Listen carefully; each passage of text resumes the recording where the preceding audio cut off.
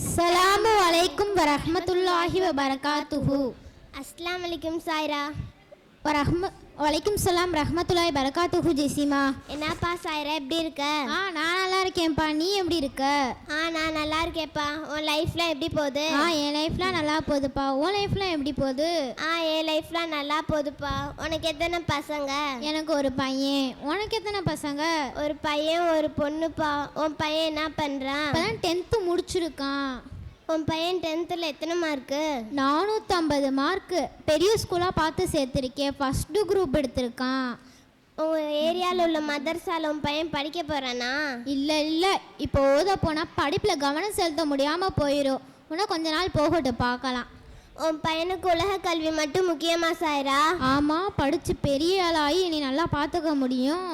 பிள்ளைங்களுக்கு சின்ன வயசுல பயனுள்ள கல்வியை சொல்லி கொடுத்தாதான் அவங்க வளரும் போது ஒழுக்கமாகவும் பண்புள்ளதாகவும் வளருவாங்க சாய்ரா. மதரசால மட்டும்தான் ஒழுக்கத்தை சொல்லி தருவாங்களா? ஸ்கூலில் என்ன திருடிட்டு வா, பொய் சொல்லிட்டு வானா சொல்லித்தராங்க? அங்கேயும் ஒழுக்கந்தாலும் ஜெசிமா சொல்லித்தராங்க. அங்கே ஒழுக்கம் சொல்லித்தரல நான் சொல்லலை சாய்ரா. அங்கேயும் ஒழுக்கம் தான் சொல்லித்தராங்க.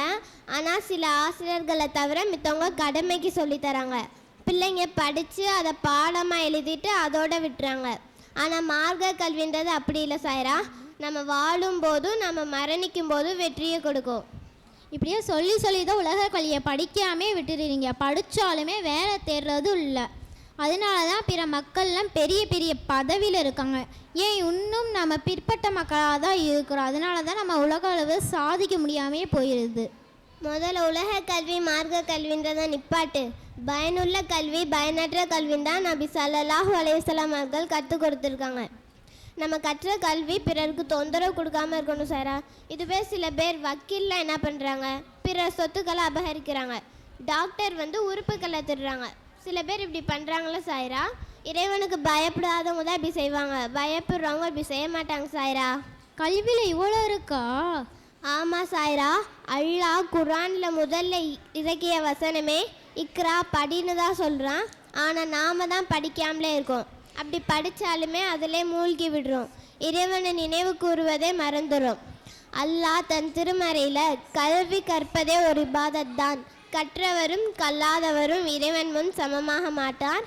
கல்வி கற்றவருக்கு உயிருள்ள அனைத்து பொருளும் துவா செய்கின்றன. கல்வி கற்றவர்களுக்கு சொர்க்கத்தின் வழியை அல்லாஹ் இறக்குகிறான். இப்படி கல்வியை பற்றி அல்லாஹ் சிறப்பிருக்கிறான் சாய்ரா. சாரி ஜெசிமா, மாற கல்வியில் இவ்வளோ சிறப்பு இருக்கிறது எனக்கு தெரியாது.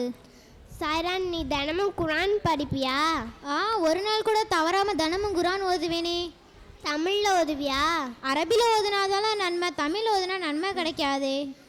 அரபியில் ஓதுனா நன்மை தான் சாய்ரா. ஆனால் தமிழில் படிக்கும்போது இறைவன் நமக்காக என்ன சொல்கிறான், நம்மிடம் என்ன பேசுகிறான், நம்ம எதை செய்யணும் எதை செய்யக்கூடாதுலாம் தெரியும் சாய்ரா. இதெல்லாம் தெரிஞ்சாலே இந்த உலகத்தில் மான கல்வியாக இருக்கும். எவனோ ஒரு மனிதன் எழுதிய உலக கல்வின்னு சட்டத்துக்கு பின்னாடி அப்படி ஓடுறோம். ஆமாம் ஜெசிமா, இதை பற்றி தான் எங்கள் அத்தாவும் என்கிட்ட அதிகமாக பேசியிருக்காங்க. குர்ஆனை வெறும் நம்ம வணக்க புத்தகம் மட்டும் தான் பார்க்குறோம்.